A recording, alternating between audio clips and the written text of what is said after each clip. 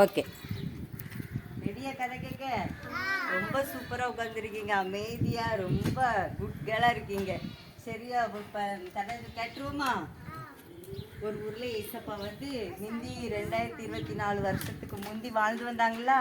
அப்போ இப்படி கிராமமாக ஊர் ஊராக சுற்றி திரிந்து எல்லாரும் இருந்து அவங்களுக்கு காய்ச்சல் இருந்து விடுதலை கொடுத்தாங்க.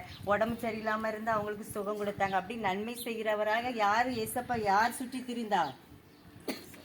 ஏசு சுவாமி. சொல்லுங்க. ஏசு சுவாமி நன்மை செய்கிறவராக சுற்றி திரிந்தாங்க. அப்படி வந்துட்டு இருக்கும்போது ஒரு கிராமத்துல வரும்போது ஒரு 10 குஷ்டரோகிகள் என்ன செய்யறாங்க? ஏசப்பாவை பார்த்து பாதத்துல என்ன செய்யறாங்க? அப்படியே உளுந்துருந்தாங்க.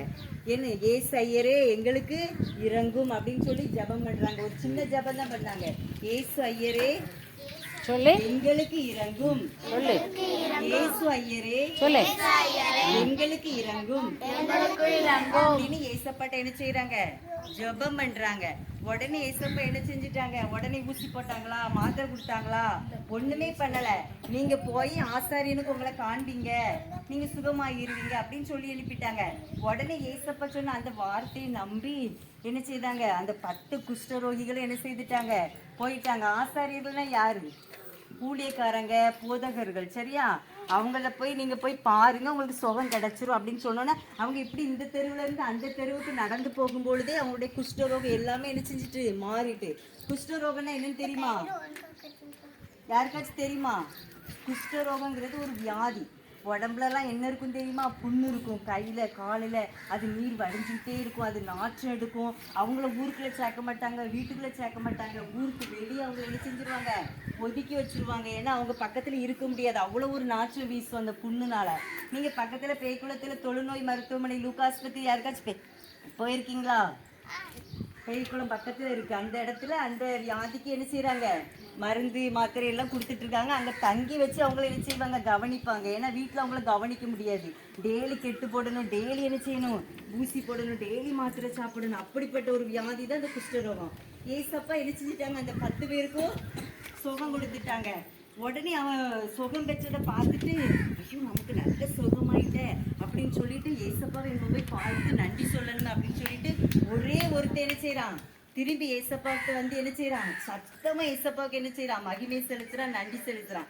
ஏசப்பா நீங்க எனக்கு நல்ல சுகத்தை கொடுத்துட்டீங்க, உங்களுக்கு ரொம்ப நன்றி அப்படின்னு சத்தமா என்ன செய்யறான்? ஆண்டவரை துதிக்கான். ஏசப்பாவுக்கு துதிக்கிறது ஏசப்பாவுக்கு ரொம்ப பிடிக்கும். நீங்க பாட்டு படிக்கிறீங்களா? அது ஏசப்பாவை மகிமைப்படுத்துறது, ஏசப்பாவை துதிக்கிறது. அதுல ஏசப்பா ரொம்ப பிரியப்படுவாங்க. சரியா? அதே மாதிரி அந்த ஒரு மனுஷன் என்ன செஞ்சா? சுகம் பெற்றது 10 பேர். ஆனா ஒரு மனுஷன் மட்டும் திரும்பி வந்து ஏசப்பாவுக்கு நன்றி செலுத்தினான். அப்பதான் ஏசப்பா கேட்டாங்க, சுகமானவர்கள் 10 பேர் அல்லவா, மீதி 9 பேர் எங்க அப்படின்னு அவன்கிட்ட கேட்டாங்க. அப்பனா நம்ம ஏசப்பட்ட நன்மையை பெற்றா ஏசப்பாவிட்ட நன்றி செலுத்தணும் ஏசப்பாவுக்கு. அதை ஏசப்பா ரொம்ப விரும்புறாங்க. சரி நீ தானப்பா வந்தா, சரி ரொம்ப நன்றி, நீ நல்ல சுகம் பெற்றுட்டா அப்படின்னு ஏசப்பா என்ன செய்யல?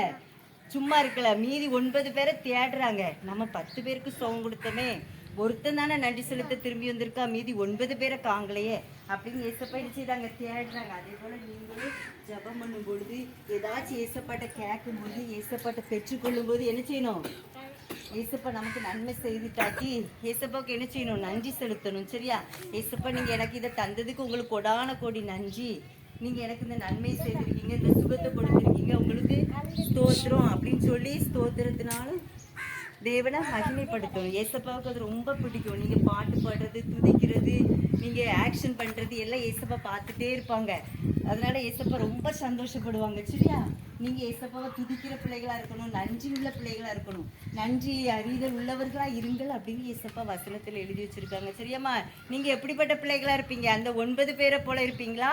அந்த ஒரு மனுஷன் நன்றி சொல்ல வந்த ஒரு மனுஷனை போல இருப்பீங்களா? யாரை போல இருக்கணும்? ஒரு மனிதன் தான் ஏசப்பாட்ட என்ன செஞ்சான்? நன்றி சொல்ல திரும்பி வந்தான். சுகம் பெற்றவங்க எத்தனை பேரு? 10 பேர். எத்தனை பேருக்கு ஏசப்பா சுகம் கொடுத்தாங்க? 10 பேர் சுகம் பெற்றாங்க. ஆனா ஒருத்தன் தான் ஏசப்பாவுக்கு நன்றி சொன்னான். நம்ம அந்த ஒருத்தனா இருக்கணும். சரியா? நன்றி சொல்லுகிறவர்களா இருக்கணும். சரியாம்மா? சரி, ஜோம் பண்ணுவோமா? முழங்கால் படி பாப்பா, ஜோம் பண்ணலாமா? குட்டி பிள்ளைகள், நல்ல பிள்ளைகள், முழங்கால் போட்டு ஜோம் பண்ணலாமா? ஜோம் ஜபம் பண்ண முடியுங்க.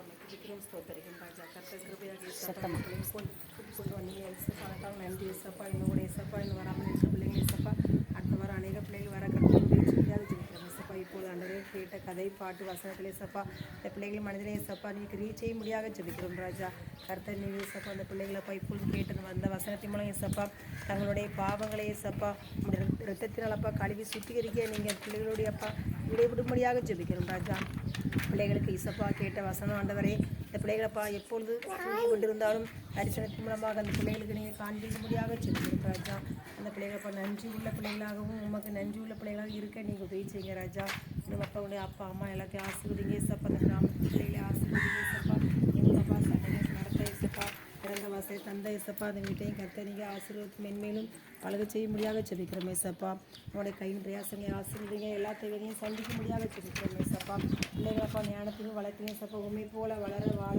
நீங்கள் கர்த்தர் பிள்ளைகளுக்கப்பா எல்லா ஞானத்தையும் கொடுக்க முடியாத ஜெபிக்கிறோம் ராஜா எங்களை மீத நேரத்தையும் பொருட்படுத்த வழிநடத்தும் பேசுவேன் நாமத்தில் ஜெபங்க நல்ல பிதாவே நாத்துமாவே கர்த்தரை ஸ்தோத்திரி என் முழுமே நாமத்தை ஸ்தோத்திரி ஆத்துமாவே கர்த்தரை ஸ்தோத்திரி கர்த்தர் செய்த சகல வரலும் மறவாதே ஆமேன் ஆமேன் அல்லேலூயா